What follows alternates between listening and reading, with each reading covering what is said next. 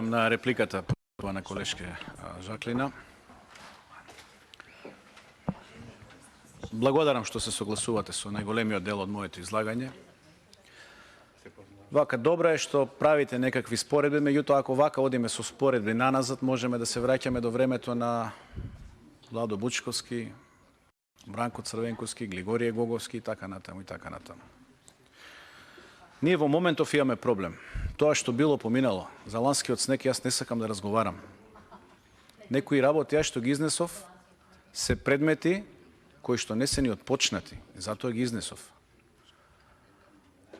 Веќе сакате да зборуваме за 2014-2016 година кои што ги споменавте и кажувате како било и што било. Најдобро кажуваат извештаите од Transparency International.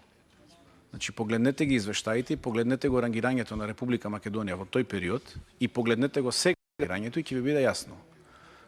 Значи, респектабилно 2014-16, 2022 година 66-то, 63-то, 86-то место. И јас не направив такви споредби во моето излагање, ако добро ме следевте. Не сакав да напаѓам одреден период, а некој период да го кревам, односно да го величам. Мене целта на моето излагање ми беше токму тоа, значи да се освестиме дека овде ние имаме одговорност заеднички сите да направиме нешто, затоа што ако председателката собрала сили да напише извештај како што напишала и точно ги детектирала слабостите во институциите се наши, без разлика дали е СДС или ВМРО на власт. Денеска сте вие, утре ќе сме ние, многу побрзо отколку што мислите. И мислам дека сите заеднички треба да најдеме начин како да надминеме овие состојби. Не можете да обвинувате однапред, и ова ви го замерам, значи ви го замерувам, а да обвинувате однапред дека треба да се следат градоначалниците што прават и како прават. Тоа се подразбира, значи секој јавен функционер и избран и именуван функционер подлежи на надзор, на јавна скрутини, она како се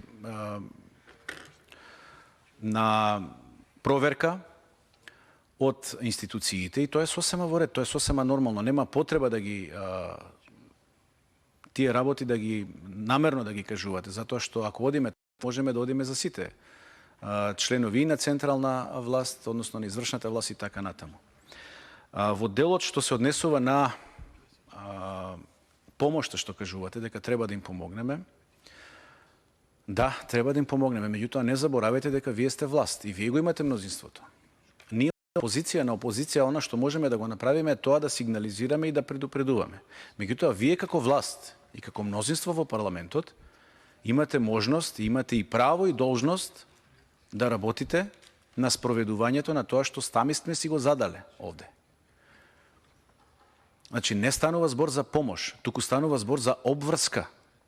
Ако парламентот донел нешто и дал задача, тоа е обврска.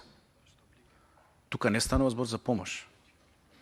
И за крај, на последната ваша поента, што зборувавте за буџетирањето, како било порано, како е сега, не заборавајте дека во овој период буџетот на Република Македонија е многу поголем од буџетот кој што беше во тој период кој што го споменувате.